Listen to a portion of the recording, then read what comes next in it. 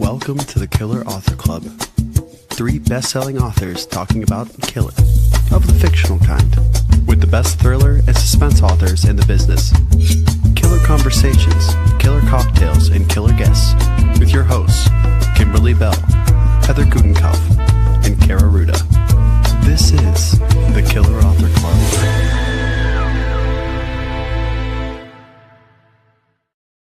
Hello, and welcome to the Killer Author Club, your favorite haunt for all things murder, mystery, and mayhem. We are so excited to have the most hilarious and talented Sally Hepworth here in the Killer Author Club hot seat to tell us about her latest, Mad Mabel. Will she survive? Will we? We have tons of questions and heaps of killer fun planned, so buckle up and get ready to kill the lights. I'm Killer Kimberly Bell. I'm Killer Sally. I'm Killer Heather Gutenkopf. And I'm Killer Kara Ruda. Does she know her name? I don't know where it got stuck. It just got stuck. Okay. Before we dive into Mad Mabel, a couple of quick PSAs. Tonight's show will be available this Friday as a podcast with bonus content just for you listeners. Find the links at killerauthorclub.com. And while you're there, sign up for our newsletter so you're the very first to hear all of our killer breaking news. So now, Heather, would you please introduce our killer guest? I would love to. Sally Hepworth is the New York Times bestselling author of 10 novels, most recently Mad Mabel. Sally's novels have been called darkly charming and praised by authors Emily Giffen and Leanne Moriarty as totally absorbing and fiction at its finest. Sally's novels have sold millions of copies worldwide and have been translated into over 30 languages. Sally lives in Melbourne, Australia with her family. So now, Sally, would you please give us an elevator pitch of what Mad Mabel is all about? I sure will. Thank you for having me. Mad Mabel is about an 81-year-old woman who lives in a really little suburban street in Melbourne, Australia. And she's a bit of a recluse. She's a bit of a curmudgeon. She kind of keeps to herself until she notices that her next door neighbor and nemesis, Ishan, hasn't been seen for a few days, and his yappy little dog is just barking. And she thinks she's going to have to go and find out what's going on. So she climbs the back fence because she's an agile 81-year-old. She goes looking and she finds that he is dead. And once the police come to explore and find out what was going on and how he died, he was 93, so it's not particularly suspicious. It comes out that she was known in her previous life as Mad Mabel because she was the youngest person ever to be convicted of murder in Australia at the age of 15. So suddenly everyone's interested in her, people know who she is, and we go back in time to find out her story, what actually happened, who she murdered, and is she actually mad? So this is Mabel's story.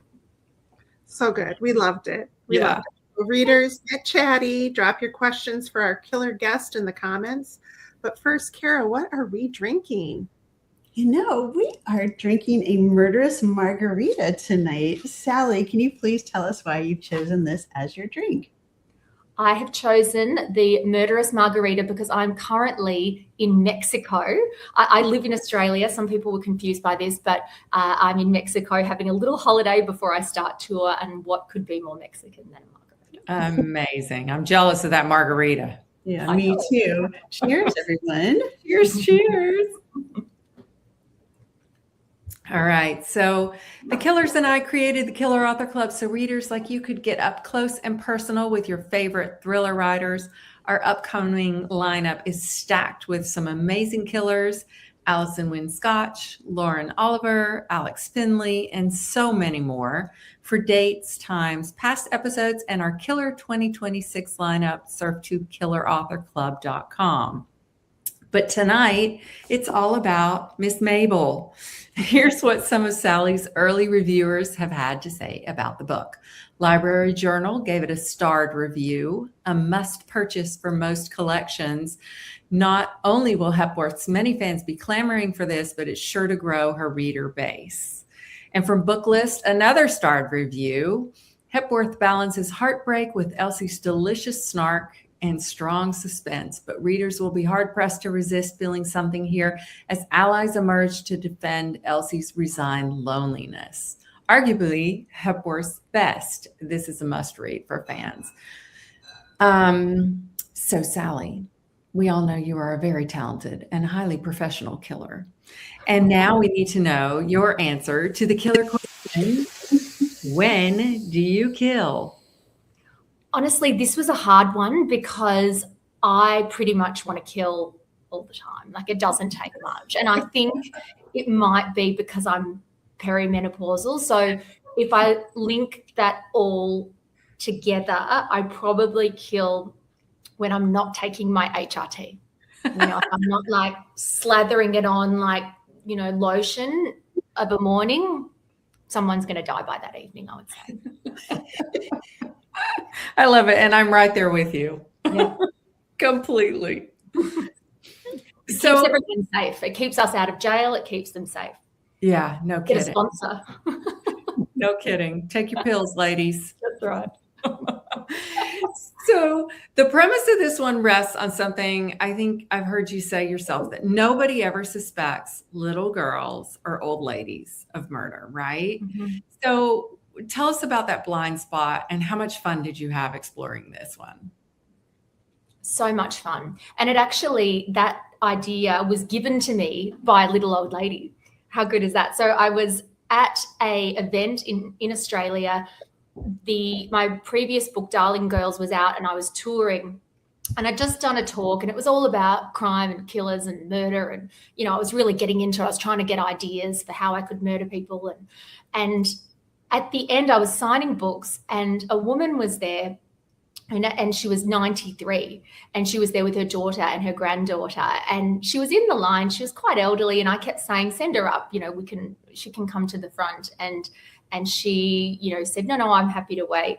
And she got to the end of that line and she pulled up a seat. And I thought, we've got a bit of, you know, something's going to happen.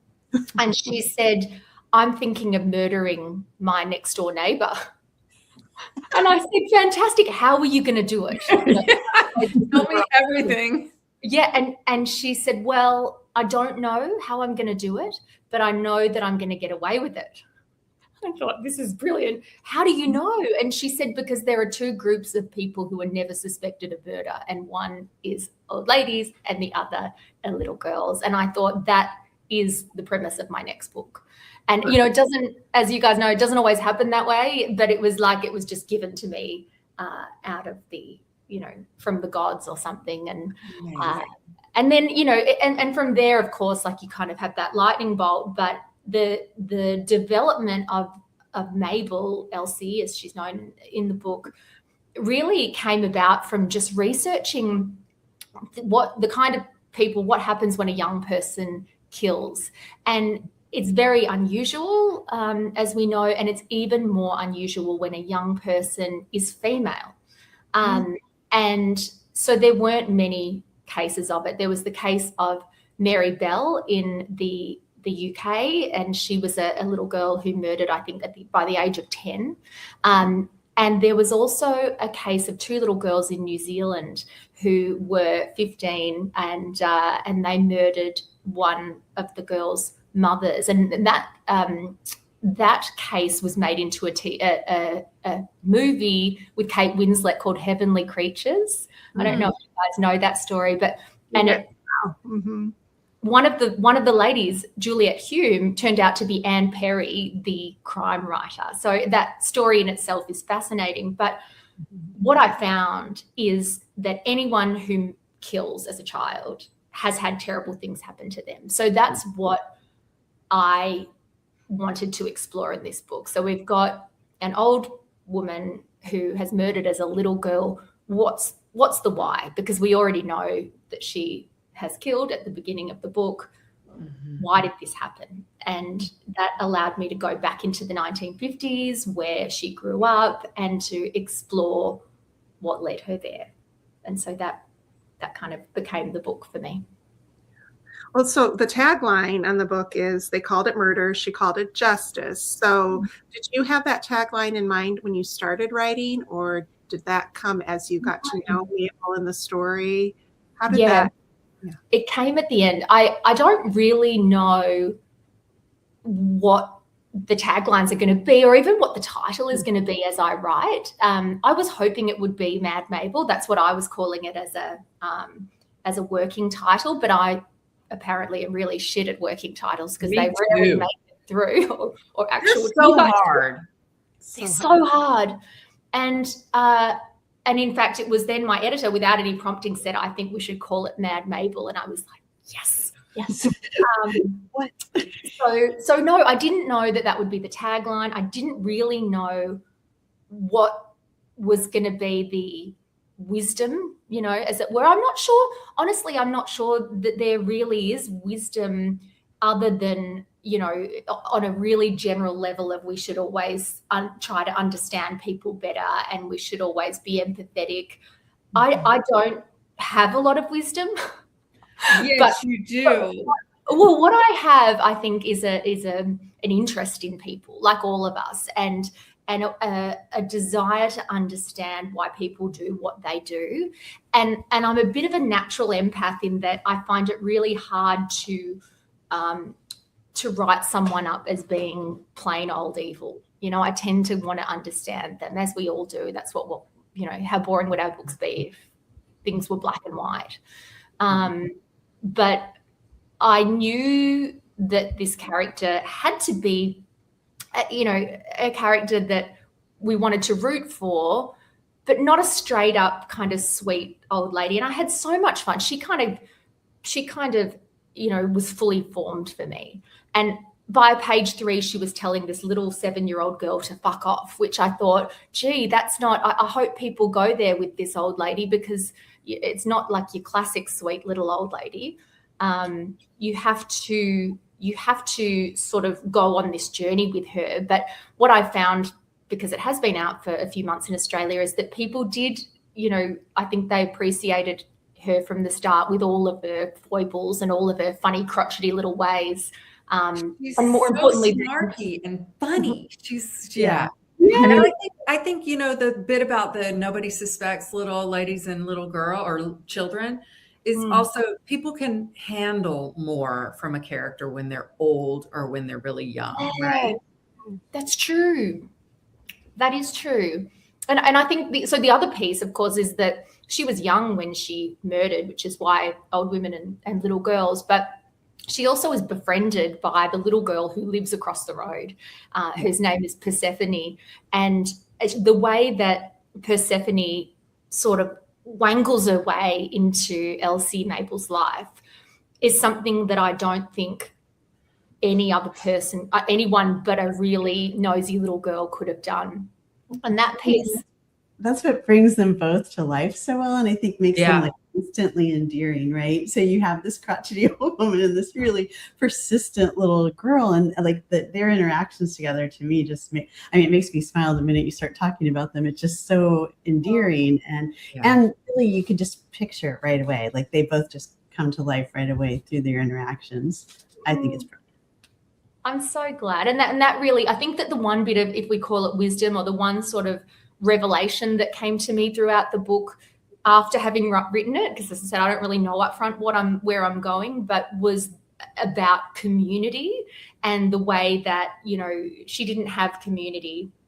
And this persistent, determined little girl who won't, because children are different, like other people might try their luck with someone, and if they seem to be getting the, I'm not interested, most adults will go, right, they're not interested, but not children. And it's a small coincidence that I have a very determined little girl living in my house who was 7 when I wrote this, whose name is Clementine. And I saw the way that she interacted with the people at the old people's home where my great auntie Gwen lived, and the effect that it had on the people that lived there. The nurses used to report that when I had been in there with Clementine, who was 3 at the time when we used to go, the nurses always said, we can tell when Clementine's been here, because even the non-verbal people who were there, who have dementia, even the people who really are not, hugely interactive, you can tell. You just walk in and there's this light, fresh kind of feeling in the room. And I think there is something magic about children and an elderly and that generational thing, which is so important for the fabric of our society. Yeah, I agree. I love it. Thank you. Mabel's father. Yeah. Yeah. I was like, yeah. Yeah. I mean, do you want to tell us a little bit about him without, giving anything away? But, Yeah, I have to say up front that, because my mum said I had to, that's not my dad. My dad is very lovely. Mum said literally, scroll that across the bottom. My dad is lovely. This is not about my dad. And when I left, Mum called me before, right before I got on the plane, and she said, just make sure at each of your events you say, I have a lovely relationship with my father. But my dad didn't say that. He doesn't care. But my mum is very strong on that. Yeah.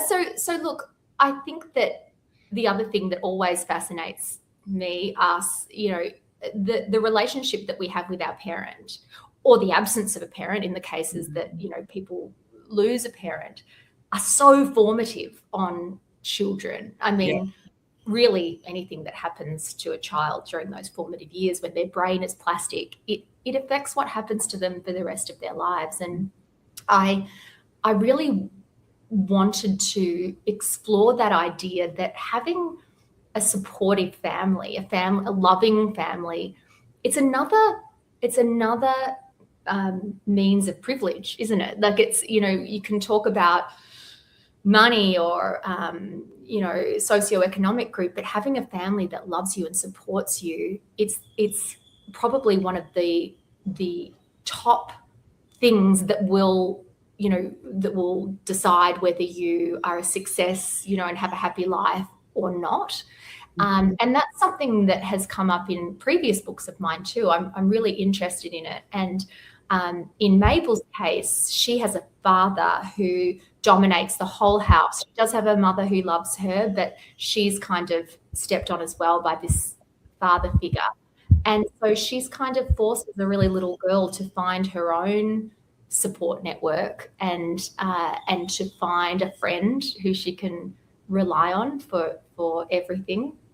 And she also has, later in the book, the characters of Cess and Ness are really important. And Cess is her mum's sister, who comes and looks after her, and then her aunt's friend, Ness.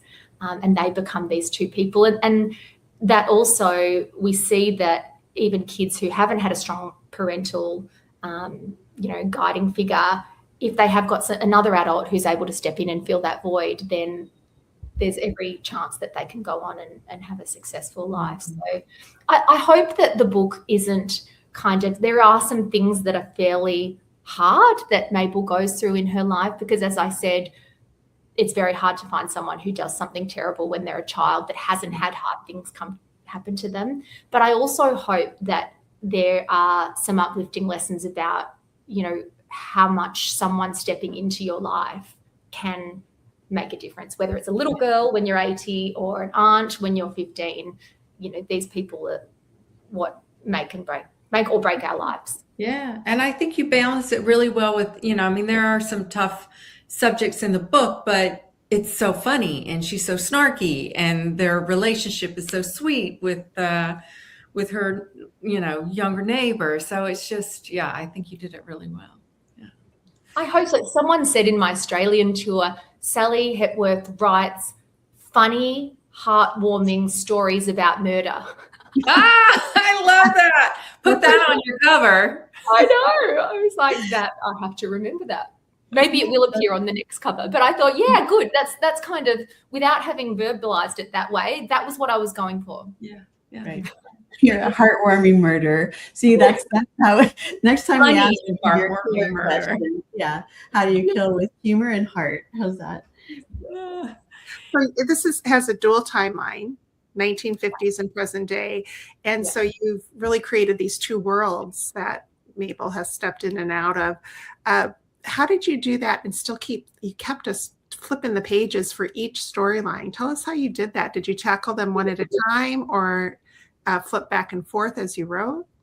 No, I did them chronologically, more or less. Like I always do a lot of drafts, so there is a bit of jumping around, but I always draft in chronological order because it gives me an internal sense of pacing and when we need the wool to be pulled over our eyes or the rug to be pulled out from under us.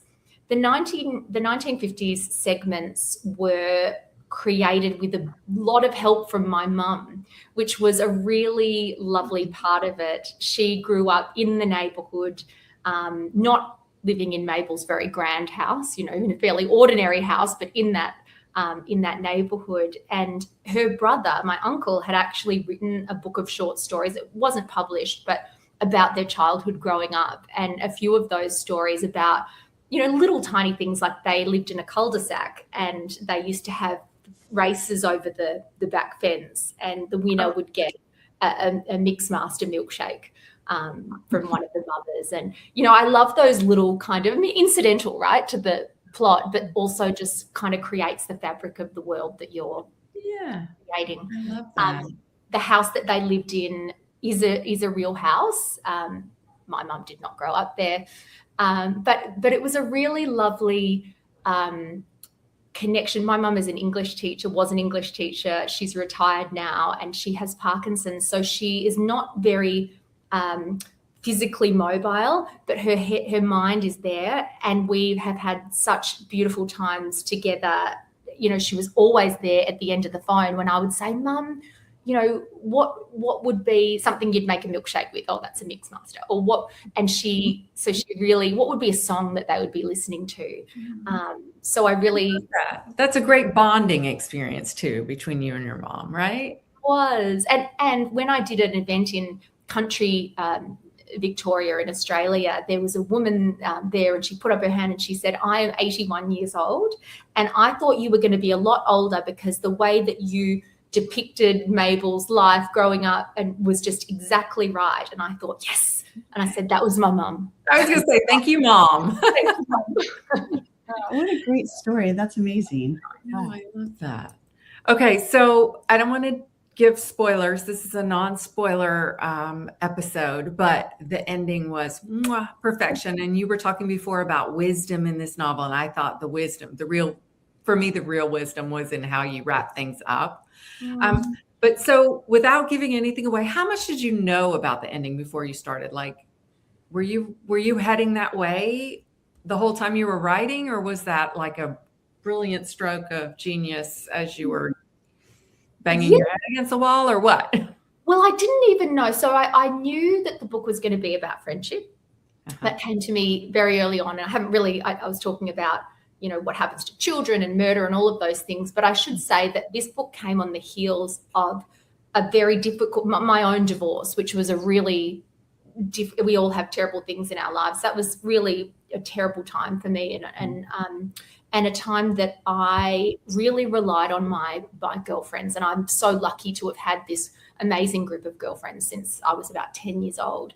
And so I was really reflecting on, what do you do when you're going through something difficult and you don't have a friend? Or, is there always going to be one? We need our friends, This is when we need them, when we're going through difficult things. So I started off the book knowing that it was going to be about friendship and knowing the kind of things that I thought were going to happen to her.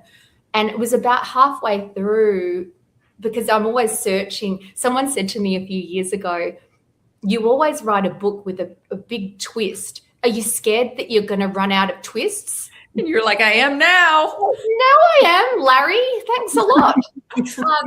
And so I got about halfway through. As I said, I do a few drafts, and I was thinking about, I don't think that books can and should hinge on a twist, right? Like I knew that I wanted it to be really about Mabel and who she was, and and about friendship and all of these things. But you also always hope that you can have a twist that's not just a moment, but it's actually resonant to the rest of the book. So I was allowing lots of ideas in. And so when that idea came, it was kind of like, I'm going to try for that. Let's see if it works. Because you know what it's like, guys. Like when we think we've got some bloody genius idea and then we get to the end and we're like, oh, that's weak. That's not going to work. Look, that was going to be genius. It's not genius at all. So I didn't know. I hoped it would work. And then I had to do a fair bit of redrafting. And I didn't really know until I sent it to my editors, because, they can also come back and be like, bad idea. Back to the drawing board. I thought it was brilliant. I'm glad that worked out. And I think it did support what I was trying to do with the book. And I agree. Yeah. Wisdom. Lots of it. Great. So good. So Killer Sally, you're giving away 2 copies of Mad Mabel to lucky US viewers. It doesn't matter where you're watching, but make sure that you drop a comment. We're going to ask a question here in just a moment. Make sure you shout out where you're from. And when you answer this question, what crime was Elsie, aka Mad Mabel, convicted of? And drop it in the comments and let us know. There you go. Okay, and the Killers are big fans of independent booksellers and want to send them all the support. Sally has chosen M. Judson Booksellers in Greenville, South Carolina to highlight. Sally, tell us why you love M. Judson Booksellers so much. They will always be my home bookstore in the US because 2 tours ago, we're going back maybe 3 years, I was in South Carolina at Greenville. My bank card stopped working. I had no money and I had to put a note on Instagram asking for cash if anyone, so I could get to the event, asking if there were any of my readers. I was begging. I was a 40-something woman on Instagram begging my readers for cash. And I ended up, and I said, I'm good for it, I'm going to pay you back. A Hepworth pays her debts. And I did get some money from a reader. Like, the indignity of being an author honestly knows no bounds, does it? Seriously. I arrived at the event and it was a good story, right? I opened with the, Beryl just lent me the money to get here, thank goodness. And the bookstore owner at the end, she said, thank you so much. And she gave me an envelope and I thought it was a card, thank you for coming. And I'm still like the whole way through the event, I'm thinking, shit, how am I going to get to the next place? How am I going to work this out? And it was an envelope full of cash. She gave me cash. And so I've always felt like she was my mum, and that is, my home bookstore from now on. And I went back the next year and I paid my debt. I mean, I paid before that because I transferred the money, but they'll always have a very special place in my heart. I love that. That's such a great story. And they are a great bookstore. Have you been there? Yes, I have. I'm about 3 hours from Greenville, I guess, from here. So it's kind of a pretty town as well. It's very cool. Yeah. That's such a great story. Okay, we'll be dropping the link in the comments so you can order Mad Mabel along with any other books on your wish list from M. Judson Booksellers. Oh, there you have it. Yeah. All right. So obviously the Killers love to read, and we love it when you share what you're reading in our Facebook group, post pictures, write reviews, ask for recommendations, and give yours. Tonight, though, we want to know, Killer Sally, what are you reading? Well, I've actually just finished, so I'm not still reading, but on the way from Australia to here, I listened to the audiobook of Yesteryear by Caro Claire. Oh, now I'm going to run out. Caro Claire something or other. But the book's called Yesteryear, and it's just out. It's her first novel, and she has written this book about a trad wife who is, on the social media. She's showing her, baking sourdough, and she's got 16, kids in linen, and it's all very beautiful, and really promoting this, primitive, life of time gone by. And then she wakes up one day and she's gone back in time, like 100 years, and she's actually living the life of a trad wife where there's straw, mattresses instead of the beautiful mattresses, and the toilets outside, and, the clothes are all, haggard, and, there's no modern medicine, and she has a bit of an experience with it. It's so well written. It's, you'd never know that it was a debut, and not, obviously a lot of debuts are good, but the premise was just so fantastic. It really kept my attention, and it was dripping with wisdom and just makes you think about the things that, we all sort of fantasize, don't we, about things when they were simple and things when, the good old days, and then you realize some of the good old days actually weren't so good. You're like, no warm water? Where's the toilet? No. You know what? So good. Yeah. I'm reading it right now. It's so good. I would like stayed up too late last night reading it. Yeah. It's so Isn't good. it great? Yeah. It's really good. Highly Yeah. recommend. Yeah. Fantastic book. Yeah. Really clever. Really get it. Well, speaking of fabulous books, we have 2 new releases we want to celebrate tonight. First, we have Too Close to Home by Serafina Nova Glass. The tranquil facade of an affluent lakeside neighborhood shatters after a car explodes at a community barbecue, and one woman there knows it was meant for her. So that looks fantastic. And we also have The Ending Writes Itself by Evelyn Clark, aka V.E. Schwab and Kat Clark. In The Ending Writes Itself, 6 struggling authors are invited to spend a weekend on the private Scottish island of a reclusive genius, only to discover a shocking secret. Arthur Fletch is dead, and his last book is unfinished. So Serafina is giving away 4 copies of Too Close to Home, and Evelyn Clark is giving away 5 copies of The Ending Writes Itself to US viewers. So you want in, make sure you tell us in the comments where you're from, and we will pick some winners. Good luck. We should all go to a deserted island, shouldn't we? And just see what happens. And then it'll be like, who gets to write this book? I As think long as it's not yesteryear deserted island. Yeah, right. Very well resourced. Can there be a nice resort there? It has to be a resort. It can't be like, yeah. I'm not in making Mexico, Cabo. Yeah. There you yeah. go. We'll come find you. How's that? Well, and because we are all about shamelessly plugging our own murdery fun, don't miss the Killer's latest reads. That's right. Kara's got We Were Never Friends, a sorority reunion that takes a very, very dark turn. And speaking of deadly parties, Heather's serving up the perfect hosts, an over-the-top gender reveal party that explodes in more ways than one. And Kimberly's taking you on a deadly European getaway in the expat affair. 2 Americans, the glittering diamond trade, and danger in Amsterdam. And we want to say a big killer thanks to Book Reporter for sharing the murdery fun. Stay up to date on bookish news and events at bookreporter.com. And Sally, it's that time. We are so happy to let you know that you have survived the Killer Author Club again. Yay! And you guys survived too, even though I haven't taken my estrogen. No, I have. Right. We're just thinking since you're on vacation in Mexico, you took it. So that's good. We're all safe. And okay, so tell us where listeners and viewers can find you online.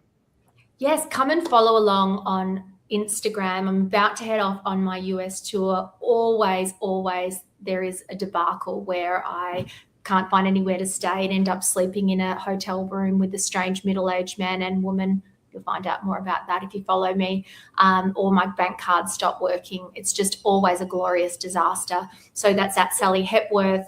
SallyHepworthAuthor.com is my website. And they're probably the 2 best that you can see all of the events that I'm doing across the state starting next week. So I'd love to see anyone who wants to come along and come to one of my events. Exciting. Yeah, your Instagram is a lot of fun, so definitely follow her there. Okay, you guys, that's a wrap on tonight's episode. Thanks for hanging out with us. We will be back in 2 weeks on April 28th with Allison Wynn Scotch, talking all things The Insomniacs. Until then, you can catch us wasting way too much time on Instagram, Facebook, TikTok, YouTube, where you should be subscribing to our channel. For links, upcoming schedule, past episodes, and merch, head to killerauthorclub.com. Thanks for being part of the club. Good night.